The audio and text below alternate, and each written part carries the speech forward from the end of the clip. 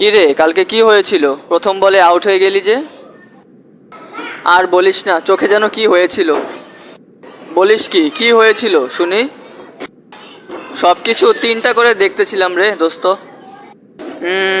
তাহলে মাঝখানের বলটা মারলেই তো হতো। ওটাই মারতে চেয়েছিলাম, কিন্তু কোন ব্যাট দিয়ে মারবো সেটা বুঝতে পারছিলাম না। হায় রে কপাল।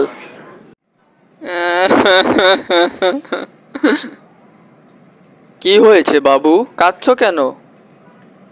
আমার কাছে 1 টাকা ছিল, ওটা হারিয়ে গেছে। ও, এই কথা। আচ্ছা, তোমাকে আমি 2 টাকা দিচ্ছি। কি হলো, আবার কেন কাঁদছো? ওই 1 টাকা থাকলে এখন আমার কাছে 3 টাকা হতো। কপাল। আমি আপনাদের ব্যাংক থেকে 10 লাখ টাকা ঋণ নিতে চাই। কি উদ্দেশ্যে ঋণ নিবেন? এই টাকা দিয়ে আমি একটা গাড়ি কিনবো। ঠিক আছে, আমি ব্যবস্থা করছি। Thank you.